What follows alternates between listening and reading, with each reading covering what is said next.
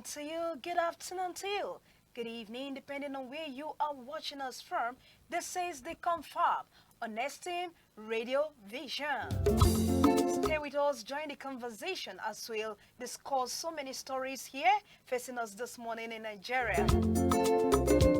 On today's edition, we are examining four major issues currently shaping public discourse in Nigeria, spanning humanitarian concerns, the justice system, labor welfare, and evolving political alignment. First, the United Nations World Food Program has warned that funding shortfalls could force a significant reduction in food and nutrition assistance in northeast Nigeria, potentially affecting more than 1 million people.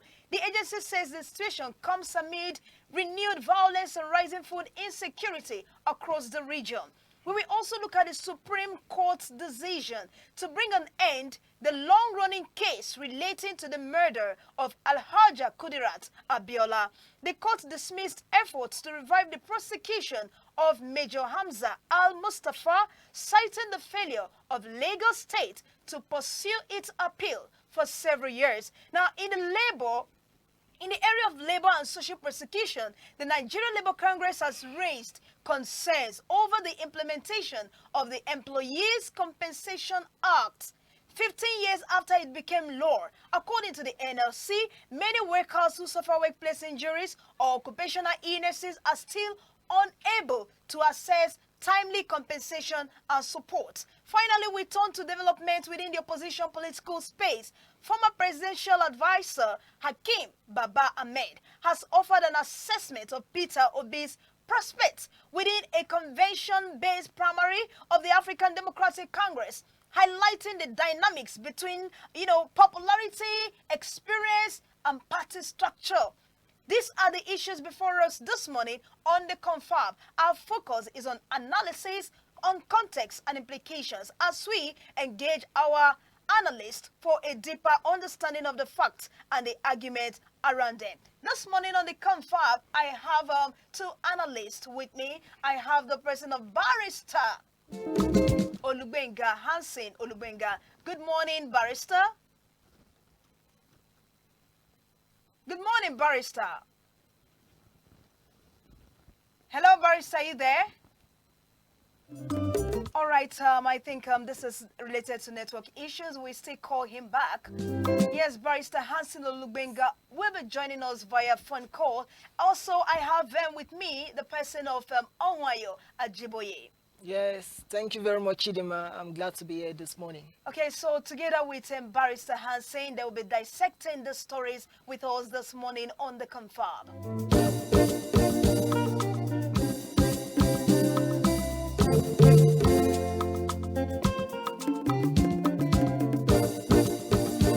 All right, like I said, Barrister Hansen Olubenga will be joining us on the show. Barrister, good morning.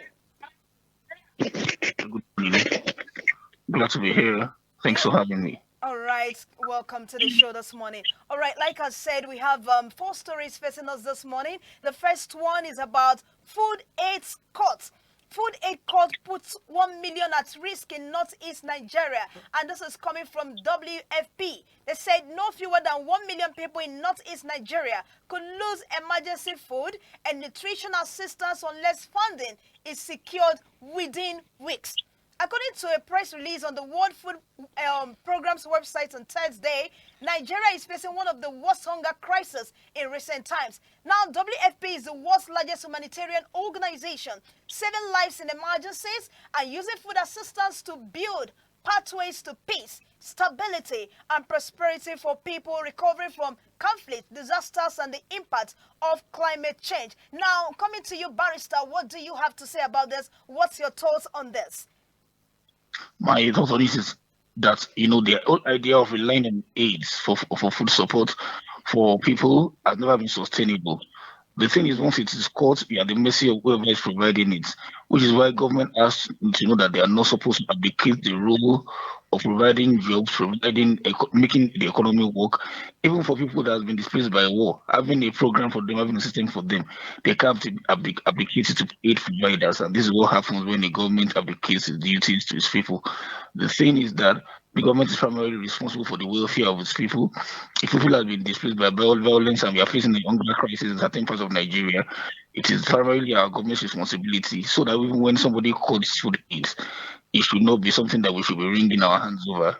We should have a plan that does not include foreign aid, foreign food assistance from outside the country or from outside the government. Thank you. That's my take on the matter.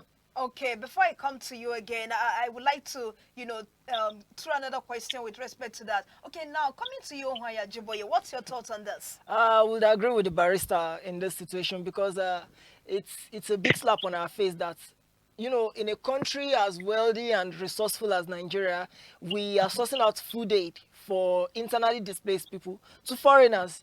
I think it was on this same confab yesterday I mentioned the fact that we can no longer, that Nigeria has gotten to the stage where we should stop depending on foreigners to save us. We have the means, we have the resources, we have everything. So I agree with the barrister that we can no longer be depending on. So and in reality, there should be no food crisis. The federal government should be on top of this situation. They can resolve this. That is if they have the willpower, the political willpower too. They have the resources too. It depends now on if they have the will and they are willing, like they want to actually solve the crisis. Okay, it is obvious that the two analysts agree that it is as a result of government failure. Now, coming to you, back to you, Barrister, what do you think now, what do you think the government can do, to Well, the salvage the government situation? there are three different ways. You have to look at the short-term fix, which is immediately trying to get food across to them, where we are going to leverage the support of farms, organizations. I know that we have silos where we keep food. During COVID, we didn't know that there were places where they stored food until people actually started to loot. So for all the noise they're making about food shortage in Nigeria, there's actually food where it is stored in Nigeria. There's food if Nigeria, if they want to produce food, they can always get some food. But that's the short-term fix. A longer-term fix is to actually look for ways to keep the economy working, so that we don't, like you said, we do not have to rely on people from foreign aids to feed our people. Then we should show up our security. Why are they internally displaced? Because there's a security crisis. So the hunger crisis does not exist in a vacuum. It exists. It's a problem that exists because of economic issues and security issues.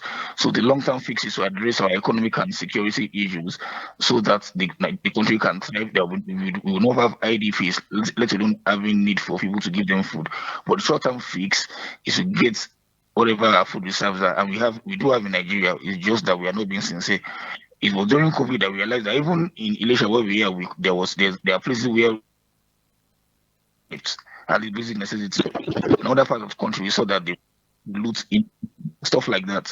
We were not aware of that until that time. So the government knows how to get food to the people when they want to. So the government should just show the will, meet the need in the short term. In the long term, make sure that security is better, our economy works, so that we will not even have IDPs, or we don't have people who can't feed themselves. Thank Okay, you. okay, you know that the government, talking about long term now, the government have been, hammering on people going into agriculture. But from what we are saying, it looks like a lot of Nigerian youth are not interested in Hello, I can't hear agriculture. you. Hello. Hello, can you hear me?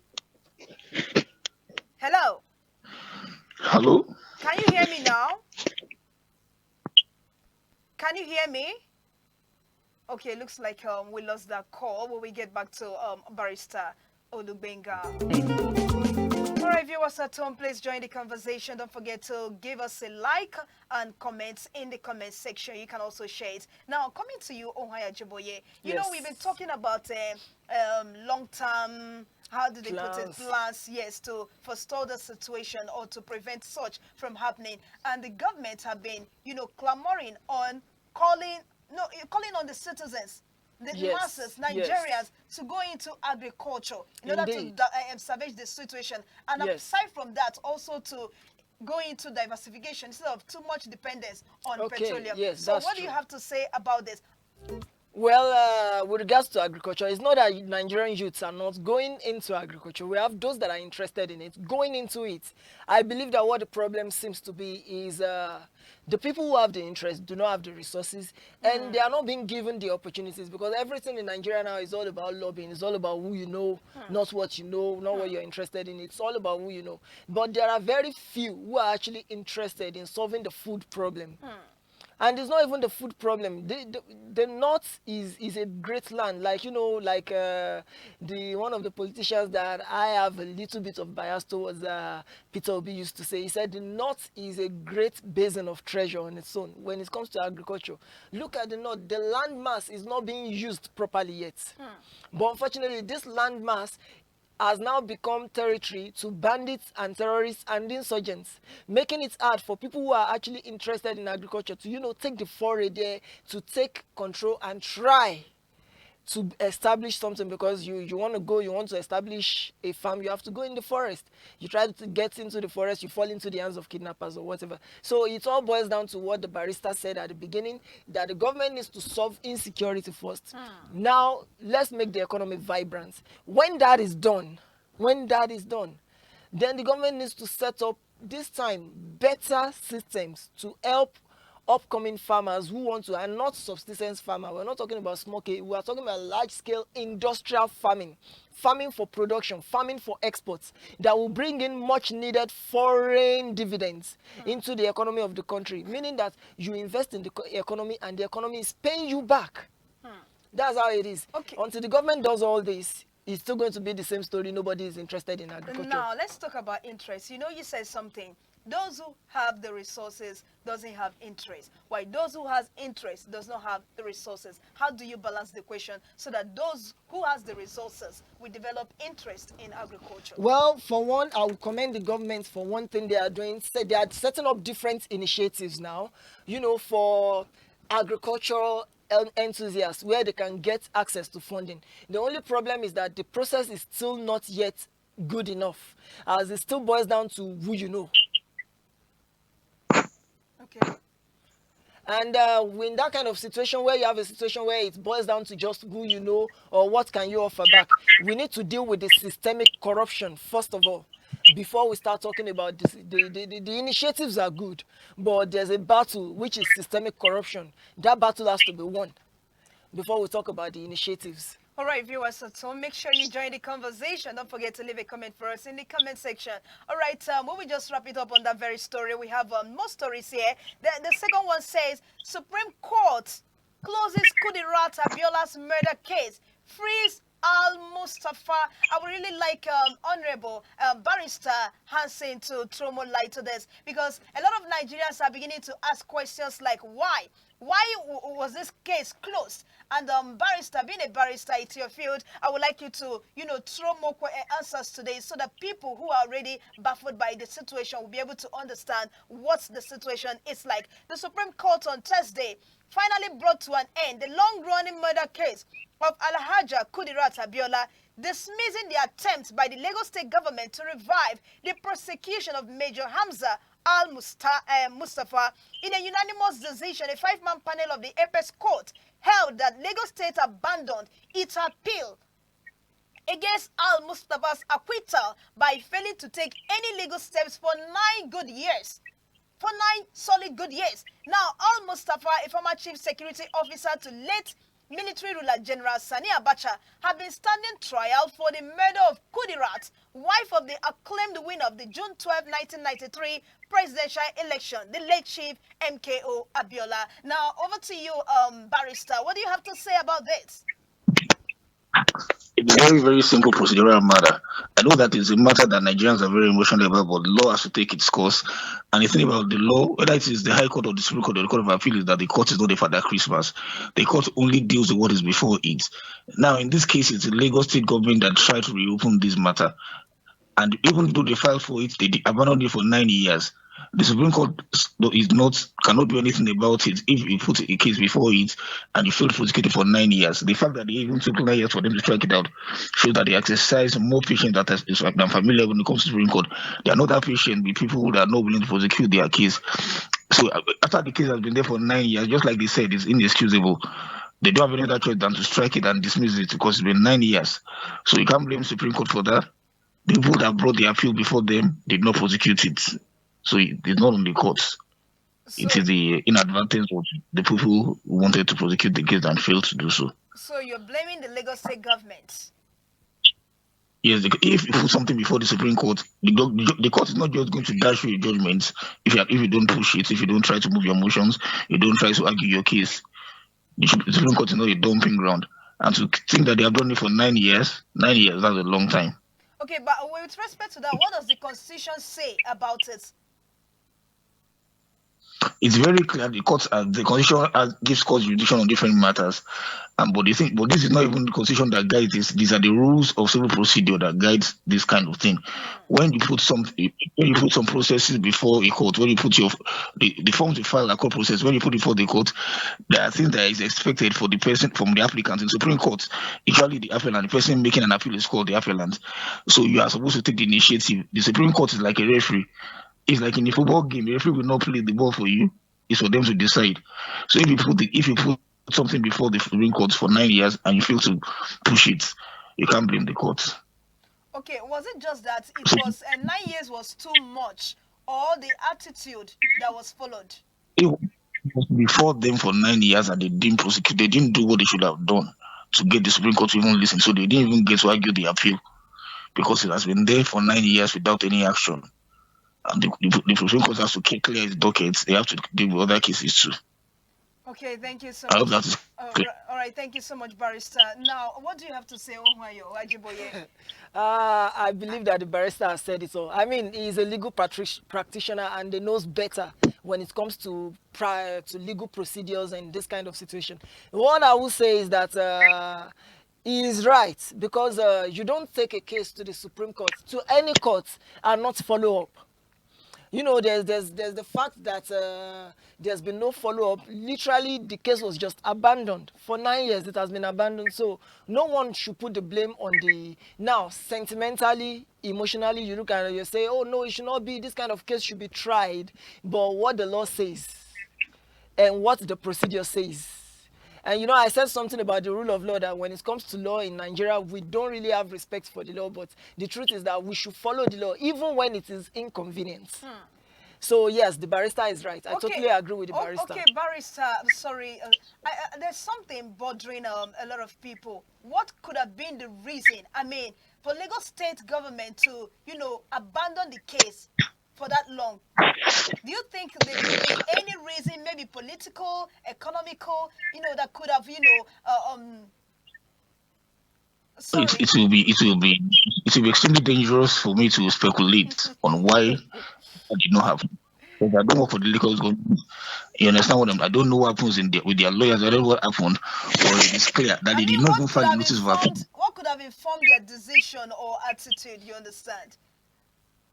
It's hard to tell. It is hard to tell because I'm not there, and if anything I say will amount to speculation, and that's not what we are here to do. But the question is that should the Supreme Court have struck it out? Absolutely, they should have dismissed it because the notice appeal was not even filed. That's why how you feel about Bijal Mustafa is a Nigerian citizen too.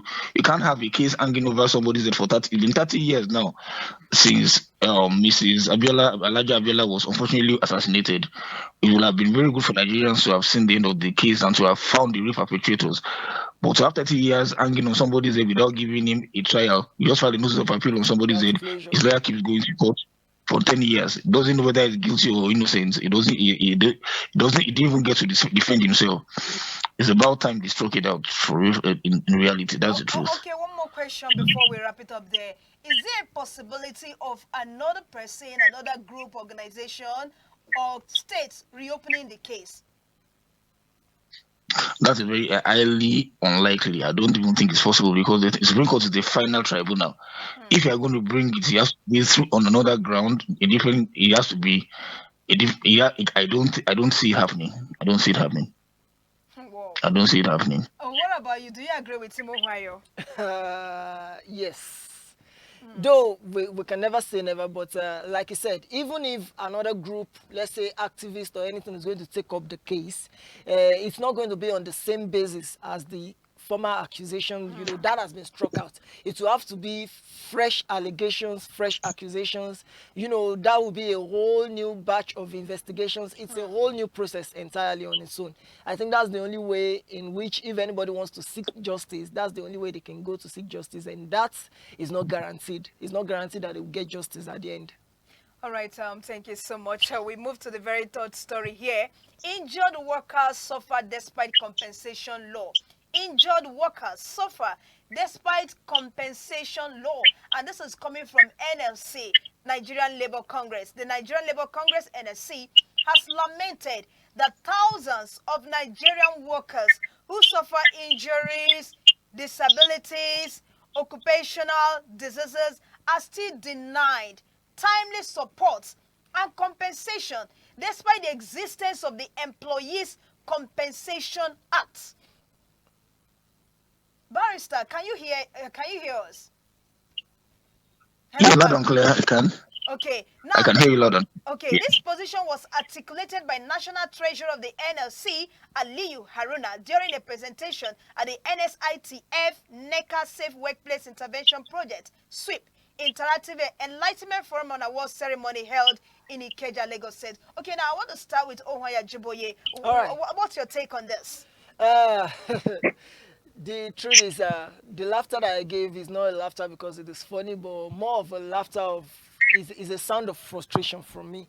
Because not too long ago, we had a case we discussed about a man who has been abandoned for the past, was it 10 or 15 years or so, by the power holding companies, the power supply companies. He was working officially and he got injured in the line of duty, lost both hands, and he was abandoned, which led to him for those years until people started clamoring on social media. I don't know why in Nigeria it has to be until something goes viral, the whole nation rises up in uproar before we do what is right. The Nigerian Labour Congress should not be lamenting at this stage. They should not be lamenting despite the existence of an Employers Compensation Act. But because in Nigeria, like I said, it's hard for Nigerians to follow the rule of law, especially when you have small money and you have small influence. It becomes a problem to just follow the law and do what the law says. Everybody wants to act like small gods. And that is one of the biggest problems facing Nigeria, big manism. I call it big manism. The do you know who I am syndrome. So that's what happens when you have employees who suffer injuries, disabilities, and occupational hazards, and they will not get the support that they need. It is wrong and it should not be, and there are laws in place, but the problem is not that there are laws in place, it is the enforcement of the law, and I believe the barrister will agree with me here that I think it's the enforcement of the law that's the issue now. I don't want you to make a decision for the barrister. I'm not making a decision for him. I'm asking if he would agree with that. There is the enforcement of these laws that's the problem. If these laws are being enforced and people that contravene such laws know that there are consequences and we have scapegoats who have suffered such consequences, then there will be no situation where people are lamenting such things. Okay, now, barrister, 15 years after the Employees Compensation Act, do you think this is a failure of policy or a deliberate neglect of Nigerian workers? A law has been passed, so we have even gone beyond the question of policy. It's actually an active law, a law that is in force. Unfortunately, the thing about Nigerian legal framework is a bit complicated because of the federal system that we practice. It's one thing for a law to be passed at a federal level. It's another thing for even the law to be domesticated by states. From what I know about the law, only about 5 states, Akwa Ibom, Lagos, and 3 other states have been domesticated. I've done things to comply with that scheme, and even the implementation is on that thing. Wanting to comply on paper is something else to implement it. So there are many procedural issues. Then the other thing is that Nigerians are reticent to sue. When you get injured and you don't get your entitlements, do you sue? Do you go to court? Do you take them to Nigerian industrial court? You understand? You don't just sit on your rights. What is the NLC doing to protect its own injured workers too? What are the unions doing? Those are the issues. Yeah, government has its own role. The government has done some of its job in the sense that they took the bills to the Senate. They got it passed. They took it to the legislature and got it passed. Now it's time to test it at the judicial level. The government is not going to do anything. There's no government that only works with the people in power. People also have to make laws work. Since now that the law exists, what is the NLC doing to see that the law is actually put to test and they try some people, even if it's a class action, take a lot of people that have been injured, sue a lot of companies that are responsible for this negligence, and let's see what happens. What we court say. You understand what I'm saying? But Yes, if they yes. don't do that, the law will just be existing on the pages of newspapers. Or Yes. pages of the statute books, I'm sorry, not newspapers. So, Okay, so at this point, you are saying that it is not only the government that should be blamed, the NSC itself should also be blamed. So, in what area do you think the NSC could come in a situation like Nigeria, this? How can they protect their people? what I'm saying is How that can they fight for every their citizen in people? Nigeria. No, that's not what I'm saying. Every citizen of this country has a responsibility to see that our laws are enforced. It's not just government. You understand? Now that the law have been NLC seeing that the members of the NLC, their members are suffering, they can always hire lawyers either from within the Congress or from Okay. outside, and just even see that or use some test cases to see. I think there will be at least one case in all the 36 states, file cases across the states, and let the government go to court. I'm sure that the Nigerian Industrial Court is the court, federal court in nature, that has jurisdiction about matters relating to labor law. And let's see what happens. And you can even take it as a matter of law to the high courts. Don't you treat it as a labor dispute? So there are many ways that lawyers can go about it when you hire a lawyer. But again, the law will not come and enforce itself. Human beings enforce laws. Okay. Thank you so much. Now, Ohunayo, he talked about the people not fighting for their right or knowing their rights. So we could actually say it could be as a result of low awareness. Now, is the problem really low awareness among workers, or is the system designed in a way that that discourages claims and payouts? I would say it's both of them. It's both Okay. of them. Like, I agree with the barrister when he said that people should fight for their rights. I agree with that. But at the same time, I would not 100% like lean in agreement. While I agree with that, it's not a strong agreement, because at the same time, sometimes when these employees get injured in the course of duty and they try to sue, you find all sorts of intimidation and harassment coming their way. And this is one of the things that discourages people from actually, it's not like people don't know their rights. Now, yes, there are cases, you find cases where you have people who do not know their rights. Well, ignorance is not an excuse of the law, right? But there are people who do not really, but there are people who, it's not like they don't know their rights, but due to the intimidation and fear, they just take whatever they can get and they live with it, which is not supposed to be. That's why I said that we have problem in Nigeria of respecting law, especially when we have money and influence on our side, which I term big manism. Thank you. All right, Well, thank you. this is the NLC. It looks like Okay. a barrister An has individual. something. Hello, barrister. Yes, I'm saying that this is where the NLC comes in. This Okay. is where the NLC comes in. Other trade unions. Can you hear me? Yes, we Yes, we can can hear hear you. you. So let's even assume that one person is not able to deal with intimidation on his own. That is where the Nigerian Labour Congress should put the weight of their support behind their members or the trade unions. That don't leave your member to fight their battles on their own and now come and grandstand making speeches about how people still suffer. Throw your weight behind them. In fact, sponsor the cases. That's what I'm saying. It's very hard for an individual to filing an injured one to file an entire organization. But if the trade unions get behind them, they can get things moving. That's my take. All right, on this note, barrister, what's your advice now, particularly to NLC? Yeah, they should strategize and get their members together, organize, see how they can look at the people that have been injured, where their demands are not being met, and actually fight it judicially. Take it to courts across the country. Like I said, I'm sure there's at least one of those cases in each of the 36 states. Let them even use them as tests so that they can even have precedents. They can test them under the law of torts. I'm sorry to be getting technical. Then they can test it in the National Industrial Court, that is the court that is responsible for cases, labor disputes. So both cases can work. There are many outlets available to get justice, even before that was passed. So let us see what happens. Let them do that and see what happens. Yeah. Okay. Ohio, on your part, what's your advice to NLC? Uh, it's just as the barrister said, they should rally around their people, because NLC in Nigeria right now, I'm sorry to say, it's a disappointment how they handle situations. You know, all NLC knows how to do is strike, strike, strike. And what we are talking about here is not just strike. In fact, when NLC threatens to strike, Nigerians no longer take them serious because they will strike, they will go on strike, and then they will go off again, and you know, they will call it off and so many things. So a lot of people are not taking them serious again. But the truth of the matter is, I believe that the best thing for them to do is to rally around their people. If one man cannot sue an organization truly, which is true, I agree with the barrister on that, despite my earlier disagreements, that I agree that one person cannot truly stand against the whole organization. But if the whole, you know, Labour Congress, if they are all standing behind one person, you know, they said one tree does not a forest make. Does not make it for us. Now, when there are many, it is hard to intimidate a crowd of people. It is hard to harass a crowd of people. They'll be able to get things done faster.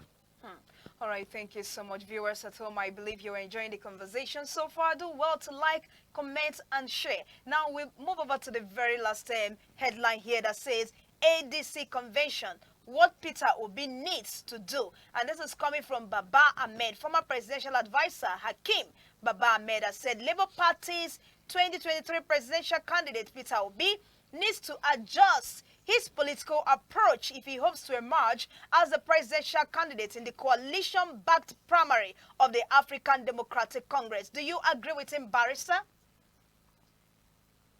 Well, obviously the one is correct. You know why?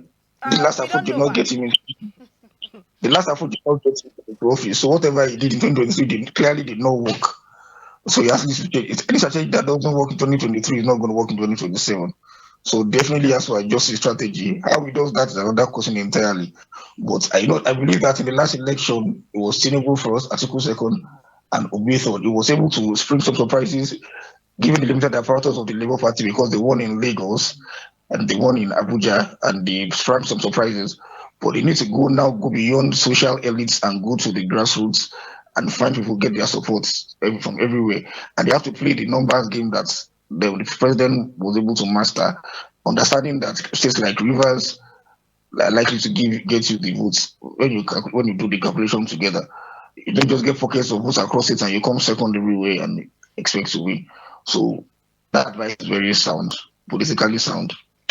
Okay, yes, I love that. You said politically sound.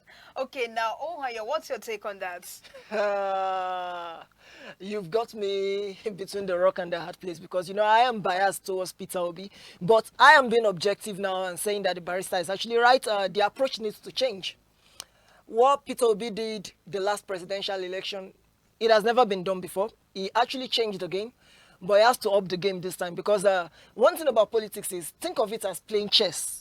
If you use the strategy and you almost won through that strategy, so to say, and your opponent is waiting for you for the next game, do you think the opponent is still going to use the same old strategy against you? I haven't seen your results in the former game.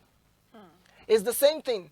Now, the incumbent president is definitely gone in for a second term in office. Atiku is not backing down, and so are other political opponents. Everybody is going back to the drawing board and reviewing their strategy. So that advice is not actually wrong. That Peter Obi also needs to work on his strategy. He needs to improve. Whatever he did in 2023, he needs to do better. He needs to get back to the drawing board and redevise a strategy that can clinch in the victory. And that's my objective view on that. Okay, now you've been comparing him. Ahmed tried to compare him with other politicians like Atiku. In fact, he said, according to him, Atiku currently enjoys a clear advantage within a convention-based primary system, owing to his long experience in party politics and deep understanding of internal democratic processes. I strongly disagree with that. Okay. Objectively and subjectively. Okay, so Atiku why does that? not enjoy any clear advantage. I mean, in fact, if I'm going to speak for the Nigerian populace, but I can't speak for them, I can't foster my own opinion about them, but this is my own opinion. Atiku does not enjoy a clear advantage in any convention-based primary system. If we are talking about a fair structure, actually a true political structure, Atiku has no clear advantage in anything. He has no advantage. But if we want to talk about a structure that still depends on godfatherism and, you know, under the table deals, then maybe he does enjoy one sort of any advantage. But I don't think that that is the kind of clear advantage we should be talking about. Okay, now, Barrister, what do you have to say to that? Do you agree with Ohunayo? Hello, I know that barrister. I know he's speaking about the ideal, but the thing is that in Nigeria and in policy generally, people do whatever gets them there. It is the means that justify the ends at the end of the day. I don't think anybody anywhere in the world has become president of any country or even prime minister without under the table deals. People from coalitions, and that's what happened with Tinubu and Wiki in the last election cycle. So Mr. Obi has to exercise more flexibility too. He has to be willing to get married to strange bedfellows. Otherwise, Nigeria is Sorry, very, you said he very has to be diverse. willing to do what? You said he has to be willing to do Embrace what? Yeah, embrace some strange bedfellows. You understand that people that don't necessarily agree with you and align with all your values, but because you have to get there, you have to work with them too and negotiate. That is how democracy works, actually. You are not going to get everything you want. Some you are going to have to compromise on certain, not on the different values, of course. But if you are going to get into office, you are going to have to make deals. That's what Hmm. Tinubu did last time. Okay, You know, he has to make deals. Now, Ohunayo seems to disagree on this. well, as the barrister said, I am talking about the ideal, but at the same time, I'm also being realistic. So please don't get me wrong, barrister. I'm not saying that if it's a dirty game, Peter Obi needs to get ready to get dirty. But at the same time, he has to play the game carefully so as not to sling mud at himself. So he has to find the best strategy. Yes, he has to get into bed with strange bedfellows, but he has to be careful so that they won't ruin what it stands for, because most of the goodwill Peter Obi enjoys is from the clean reputation that he enjoys, especially among Nigerian youths, is from the fact that Nigerians see him not as a saint, but as a principled man. So if he goes against those principles in the name of playing the game, it might be bad for his results in the long term. So he has to find the middle ground.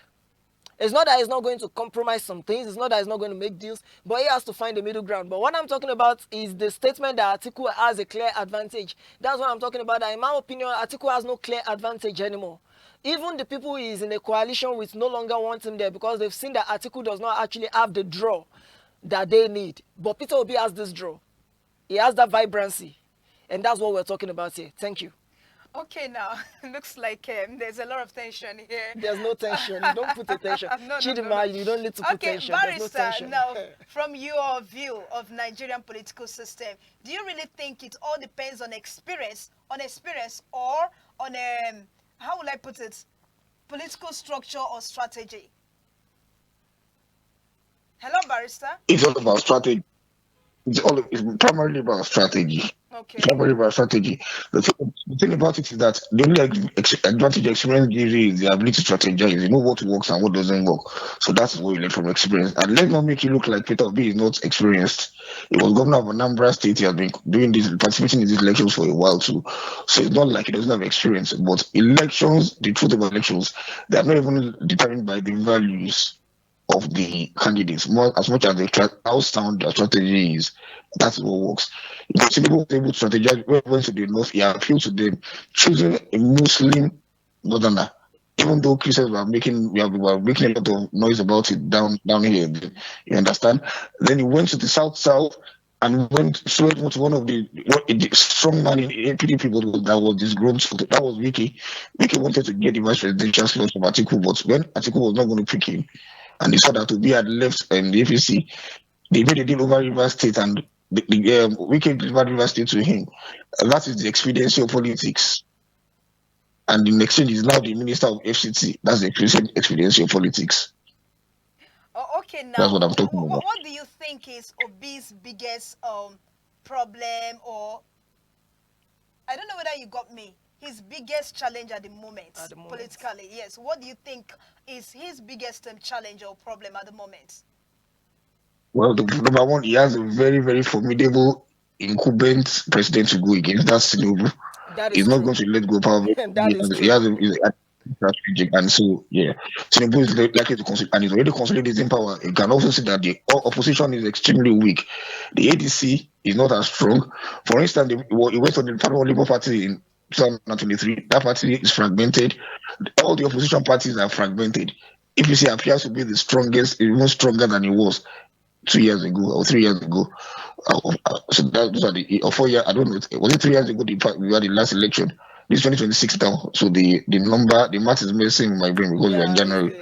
it's 3 years ago. But at the time of the last election, APC is in a stronger position than they were right now. We don't know what will happen between now and the election time, but opposition seems fragmented and Tinubu seems to be on top of the game.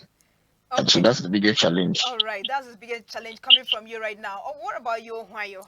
Well, Is that his biggest challenge? that's the most major challenge that he has to overcome, obviously. The fact that the incumbent president is not going to give up his seat that easily.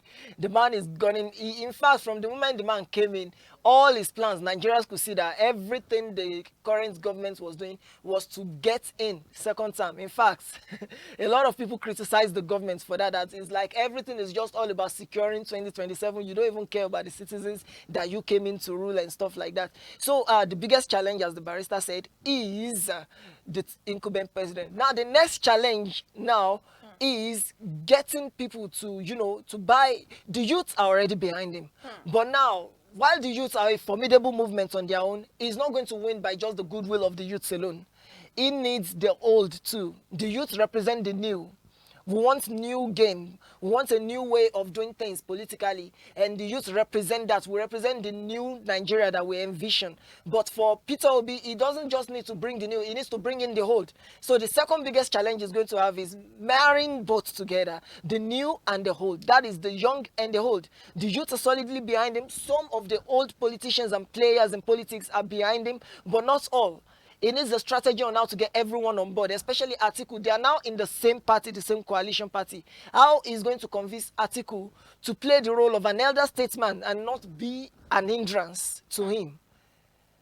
And that's one thing. Uniting the ADC under his banner is going to be the second toughest challenge that he will have, in my own opinion. Okay, before I throw my very last question, Barrister, Ohunayo said something like the youth are solidly. He said it with so much confidence, so I don't need to ask him how sure he is. So I want to hear from you. Do you agree with him that the youth of Nigeria, Nigerian youths, are solidly behind Obi?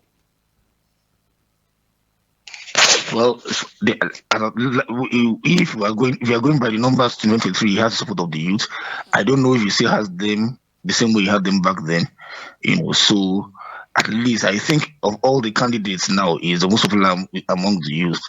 But the idea that the other candidates cannot get the youth on their side may be a bit exaggerated, but it's clearly the most popular among the youth, even despite his obvious flaw as a candidate. Is still most popular candidate among youths.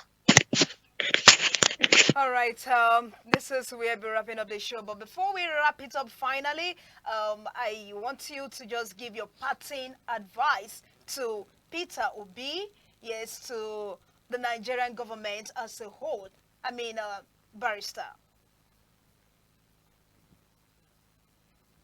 Well, my advice to any government, because I'm not a supporter of any of the candidates. My advice is that they should put people of Nigeria first, both domestically and internationally. Whatever they are doing should be informed by the best interest of Nigeria versus political interests. Then we can now talk about getting a winning strategy and be willing to dialogue. Willingness to dialogue. That's what I suggest to Peter Obi and other candidates, not just him. Anybody that wants to lead us. Okay. All right, thank you so much, Barrister. And now over to you, Ohunayo, your parting remark. Well, my parting remark is the most important thing is the goodwill and I've forgotten the word, so I'm going to replace it with this word. The most important thing is that the government has good plans for Nigeria. That's the most important thing. And when we talk about Nigeria in this context is the citizens. So election is coming and a lot is going on. Everything we see has to do with the election. A lot of plans are coming. A lot of arguments will be had. A lot of debates will be had. All I'm saying is rally behind the right person. Whoever you believe is the right candidate that you believe can take this nation. It's about time we stop doing party loyalty. It's about time we start being loyal to the country, because anything that affects the country affects every one of us. And that's my best advice. It's about time to stop being loyal to a party and be loyal to the nation itself. Pick the candidate who will be in the best interests of the nation. All right, thank you so much, my analyst, Honorable Barrister Olubenga. Thank you so much for making yourself available for this program. We look forward to having you again. Hello, Barrister. Thanks for having me. Thank you so much. I appreciate it. All right, thank you. And also my analyst here, oh You're my welcome. Ajiboye, thank you so You're much for welcome. coming. And to you, our viewers, thank you for choosing Esteem Radio Vision. Thank you for staying with us on the Confab. And don't forget, this program will still make a return your way tomorrow morning. Until I see you, I want to say a very big thank you to the founder of Iniakbonle Foundation and Esteem Radio Vision in the person of Dickie Michael Adeboye Ashaolu. And to our producer here, thank you so much, Ayomi Kong. Yes, for sponsorship and advert placement, you can always contact us on 0916 634 9956. Do well to follow us on all our social media handles on Facebook at Esteem Radio Vision and on YouTube at Esteem Studio. Until I come your way again, I remain Chidima Abel. Bye for now.